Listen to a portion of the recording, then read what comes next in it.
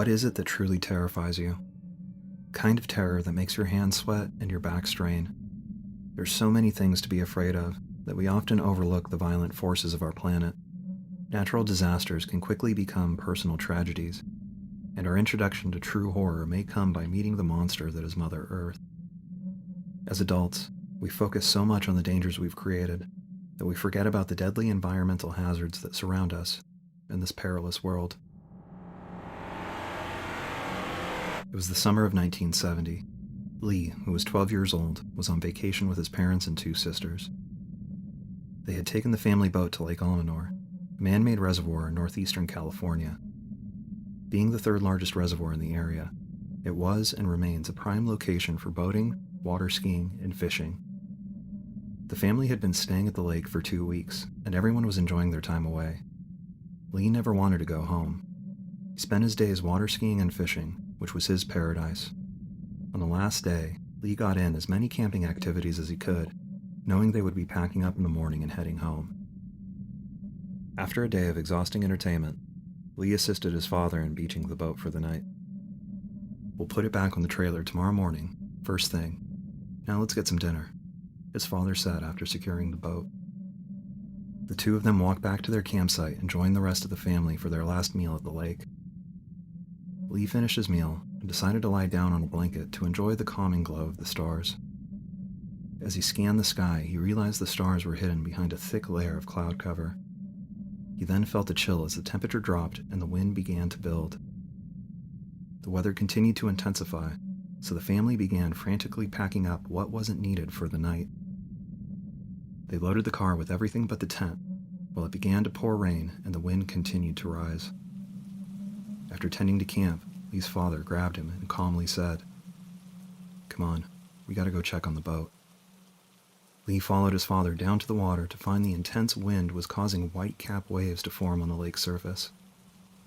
The waves were large enough to not only move the beach boat, but were crashing over the stern and filling the inside. Lee was shocked, and being so young, he was clueless of what to do next. He looked up to his father and could see he was working out a plan. His father then looked back down at him and confidently stated, "We have to drain the boat, but we can't do it here. We have to take it out on the water." Peering at the large crashing waves, the angry dark clouds, and the ice-cold pelting rain, Lee could feel his heart began to pound and his breaths quicken. Going out into the storm, he thought to himself. They then unsecured the boat, pushed the bow of the hull off the lake shore, and headed out into the churning water, driving directly into the waves. Lee looked down to see the water inside the boat was at least a foot high, and slowly rising from the heavy rainfall. He became more and more afraid the further they traveled. There was no light on the boat, except for the red and green side lights that were not bright enough to illuminate anything past a couple inches. Even with a light source, visibility would have been low through the heavy torrent of rainfall. Lee held onto the boat with all his strength as it repeatedly rose with each wave and then slammed into the next with such force he thought it would split in half. "Come here," his father yelled. "I need you to drive while I pull the plug to drain the water." Hearing this sent a jolt down his spine that traveled to his feet and seemed to freeze him in place. He stared at his father, eyes widened in horror of the responsibility being forced upon him. "I can't do this," Lee thought to himself as his father grabbed him and shoved him into the driver's seat. "Just keep going straight into the waves." Lee looked to the water, but could only see a few feet in front of the boat. This made it almost impossible to hold a straight bearing. Glared into the darkness and gripped the steering wheel as tight as possible, while the boat lifted and crashed back down with each wave.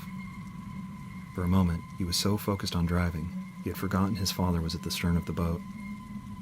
He turned to see his father bent over, using the outboard motor to brace himself while he attempted to pull the plug located below the motor.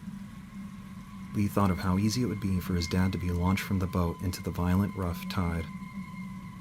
He pondered on how he wouldn't be able to see or hear his father if he fell in the water, and how he would be unable to help him.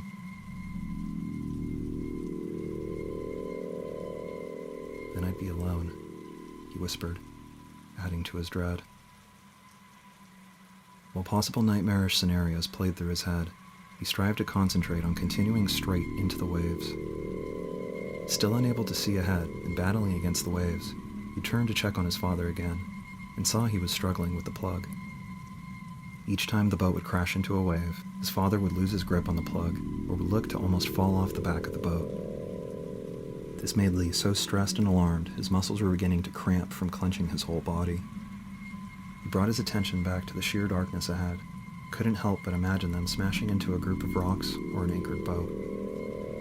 He had no idea how far away from shore they were or what direction they were traveling. Just as he thought his heart was going to leap out of his chest or that he was going to pass out, Lee felt a hand on his shoulder. His father had been successful in draining the vessel and was ready to take over the helm. Lee was happy to give up his seat and expeditiously move to the previous one, gripping the seat and turning his focus to calming himself. He glanced at his father to see he had the same tranquil look on his face that he always did. His father then turned the boat around and accelerated to speed over the waves. Lee sat in awe. How could he possibly be so relaxed? What was he even thinking? He thought to himself. When they got back to shore, Lee couldn't believe they were back at their camp. He was shocked his father was able to find his way in the darkness during a storm. They beached the boat, much higher this time so the waves wouldn't reach it. The two of them ran back to their tent with the rest of the family. Lee was still full of adrenaline from the ordeal, while his father simply went to sleep. Lee sat awake, replaying the experience in his head. The spine-chilling feeling of driving into sheer blackness while battling winds and waves still fresh in his mind. He glanced over to his peacefully sleeping father and still pondered how he was so calm. Recounting the story years later, it hit him. His father was a Navy corpsman that served with the Marines during the Korean War. He must have been through so many horribly terrifying and scarring events that this storm didn't even come close to what he found scary. This was just another calm night for him. Lee had forgotten about this, since his father never talked about his time as a corpsman. The rain would continue throughout the night and finally cease in the early morning hours. Lee would awaken and run to the boat to see if any more water had gotten in. There was a small amount from the rain, not enough to cause any problems. The family then packed up their remaining possessions and left Lake Almanor. Lee would never forget about the night he drove a boat blindly into the black void, and he certainly would never look at his father the same. Some things we learn to fear, and others we dread out of instinct. We create a world of terrifying monsters in our mind when we can face mortal threats in daily life as quickly as the weather changes.